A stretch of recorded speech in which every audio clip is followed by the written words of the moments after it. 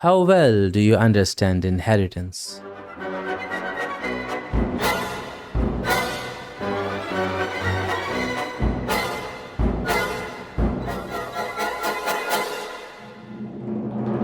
Are you sure you really understand inheritance?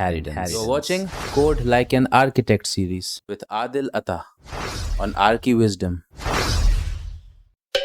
When an object-oriented developer learns about the inheritance for the first time, the concept often fascinates them. This fascination leads to the overuse of inheritance, which causes several problems. You cannot even truly understand inheritance itself without understanding its problems and limitations. Recognizing those problems and limitations often leads to learning new and better ways of designing objects. Let's try to understand these problems and limitations using some examples. Suppose we have a class that facilitates CRUD operations on database. This class supports add, update, delete, and get functionalities on database. Now suppose we need a read-only version of the entity class. We will create a new class called read-only-entity. Since the read functionality is already implemented in the entity class, so let's try to reuse that through inheritance. But there's a problem. If we inherit from the entity class, we will inherit all of its methods, while we only need the read methods. There is no way for us to selectively choose which methods to inherit. With inheritance comes all or nothing. There is no partial inheritance. You cannot pick and choose. What can we do now? One option is to inherit all the methods and leave the ones we don't need with empty bodies. While this might work as a workaround, it leads to confusion and ambiguous code. Another approach is to throw an exception from the unused methods. However, this is still not ideal, and it complicates client handling. So what should we do? How about this? It has problems, but at least this enables us to reuse our methods. So let's go with this for now. Now suppose we want to add another variant of the entity class, an immutable entity, which has everything except the update method. How can we do this? How about this? Although our hierarchy is getting weird, but at least this allows us to reuse our existing methods. Let's proceed. Now, we need to add an undeletable entity, which has everything except the delete method. What should we do now? Can we do this?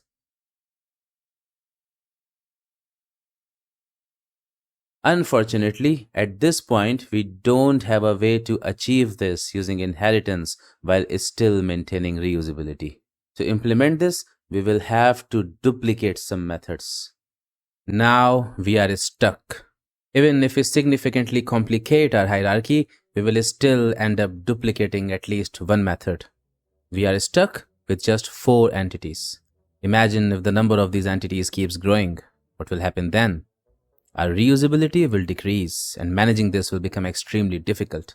It will get incredibly complicated. Also note that we are continuously making hierarchical changes. Since class hierarchies are publicly visible, such changes often break the client code, requiring changes in existing code and testing. This shows that if inheritance is not used carefully, it can lead to low maintainability and tight coupling. Suppose some entities have very large data, and we want to ensure that no one mistakenly retrieves all the records from the database. In this case, we would support the paginated get method, but not the getAll method. Similarly, we need a single record entity, which supports everything except getAll and getPaginated methods. As we keep adding more entities, adjusting them will become increasingly difficult. Question: why are we struggling to achieve such a simple scenario?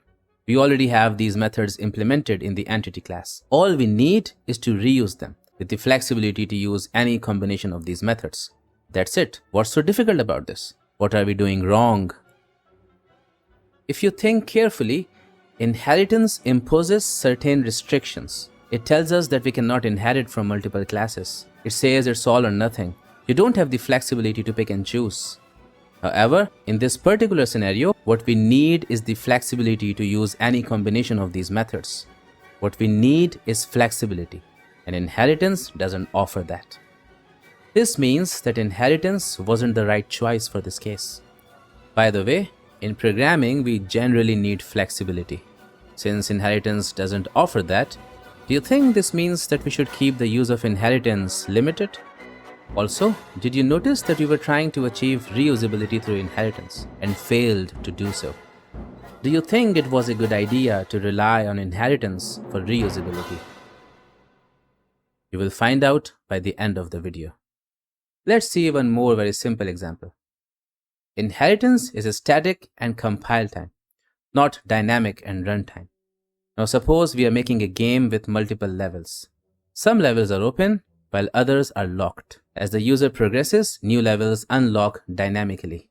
This requirement naturally requires runtime and dynamic behavior. Since inheritance is inherently static, it's not a good option for such scenarios. Attempting to solve such problems with inheritance is likely to lead to problems. Another example. Look at this class. This part of this class shows implementation, and this part is the interface of this class, which other classes use to interact with this class. If we make any changes in this interface part, this will break the code written in other classes that is interacting with this class. Therefore, the interface of a class serves as its contract and must be dealt with care. When we use inheritance, it gives us both the implementation and the interface of the base class.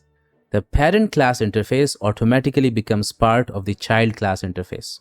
As a result, when a class inherits from another, it loses control over its own contract, allowing the parent class to add to its interface or contract without further consent. This is a serious problem. Imagine someone creating contracts on our behalf without our consent, confirmation, or even bringing it to our attention. This would lead to constant surprises and unrealistic expectations. Let's try to understand this problem through a code example. Suppose you are working on an application that uses microservices architecture. You are the architect of this project, and right now you are facing a critical architectural decision. Should the communication between our microservices be synchronous or asynchronous? Generally speaking, asynchronous communication has many benefits. As the architect, you decide that all the inter-service communication should be asynchronous, and you want the developers to follow this decision. One way to enforce the decision is by educating the team, providing training, and conducting code reviews. However, a better approach is to technically enforce the decision directly through the code, so that no developer can violate that. Let's see how this can be done. Suppose you are working on the base work of inter-service communication. You are using a third-party library. In this library, there is a class called Messenger, which has a method called publishAsync. This method is used to send messages asynchronously to other microservices. The Messenger class doesn't have any other methods. Now you create your own class called inter-service communication and inherit from the Messenger class. As a result of this inheritance, the publishAsync method becomes part of your class. You didn't add any other methods to this class. You then set up this class and provide it to developers, instructing them that anyone who needs to communicate between services should use this class. Since this class only has the publishAsync method, which performs asynchronous communication, any inter-service communication done through this class will be asynchronous. There is no method in this class for synchronous communication. You haven't provided any way for developers to perform synchronous communication. Therefore, you have technically encouraged that all inter-service communication will be asynchronous. That's how you technically encourage or enforce your architectural decisions. Now let's assume that after some time, someone updates all the libraries, and it also updates the Messenger class.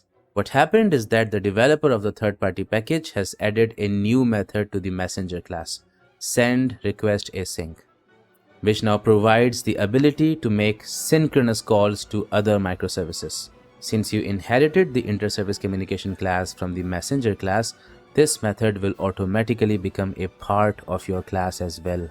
This means that inter-service communication class now supports both synchronous and asynchronous communication, breaking your whole setup. Developers can now use both methods. This breaks the enforcement of your architectural decision. What went wrong?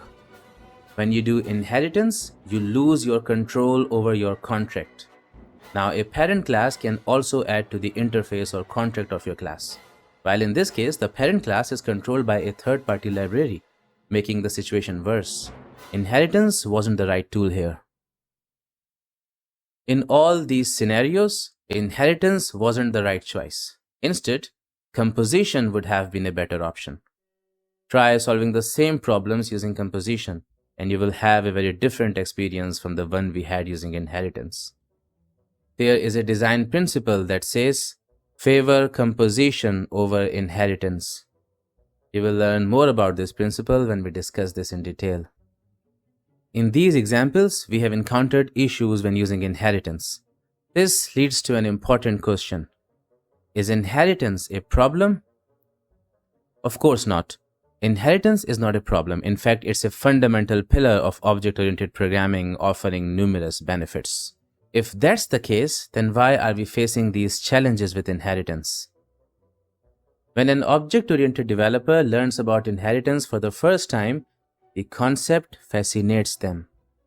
When they see how easily they can reuse the entire implementation of any class through inheritance, it leaves a strong impression. The idea that inheritance provides reusability sticks with them, and this leads to a common misconception. They start to view inheritance as a tool for reusability. Yes, inheritance does provide reusability, but it's not a tool for reusability. What does that mean? It means that while inheritance gives you reusability, it doesn't imply that whenever you need reusability, you can use inheritance. To better understand this, let's consider a real-life inheritance example. Through real-life inheritance, we receive financial gain. Apart from that, if we do a job, run a business, or sell something, we also earn financial gain. Now imagine someone needs money. They could get it by working, business, or selling something. But can they inherit from anyone whenever they want? Clearly, the answer is no. Inheritance can only happen from their parents. And even then, it depends on whether their parents are alive and if they have wealth. Even then, the amount of inheritance will vary. Inheritance has its own conditions. If it happens, there will be financial gain. But it doesn't mean that anyone can inherit from anyone whenever they need financial gain. The same applies to object-oriented inheritance. When we use inheritance, we gain reusability. But that doesn't imply that we can use inheritance whenever we want to reuse something. Reusability is a benefit of inheritance, not the criterion for deciding whether to use inheritance. The problem is that developers often use reusability as the sole criterion for choosing inheritance. As we saw in our examples, this leads to many problems. Next, a developer learns few more things about inheritance, including polymorphism and some of its benefits. At this point, a developer starts believing that they fully understand inheritance and no longer feel the need to learn more about it. This limited knowledge of inheritance also leads to problems. In reality, there is still much more to learn about inheritance, even more than we can fully cover in a single video.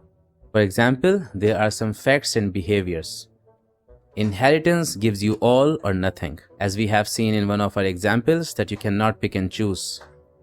Inheritance gives you both interface and implementation. The class hierarchy is publicly visible.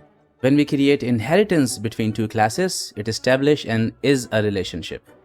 These facts and behaviors on one hand enable some benefits like polymorphism, structuring, maintainability, substitutability. However, on the other hand, they also cause some limitations and drawbacks. When we use inheritance, we get both interface and implementations. This results in lack of control over the contract, as seen in one of the examples. Similarly, since the class hierarchy is publicly visible, it can lead to potential problems such as low maintainability and tight coupling. In addition, inheritance is static and compile time, and many languages do not support multiple inheritance. Furthermore, there are some design principles that are directly or indirectly related to inheritance. To fully understand inheritance, it's crucial to learn these principles as well. Liskov substitution principle. Favor composition over inheritance. Program to an interface, not an implementation. Interface segregation principle. Learning all of that is essential to fully understand inheritance. Mastering all of this is key to truly unlocking the power of inheritance and becoming a skilled object-oriented developer. The insights will elevate your understanding and set you apart.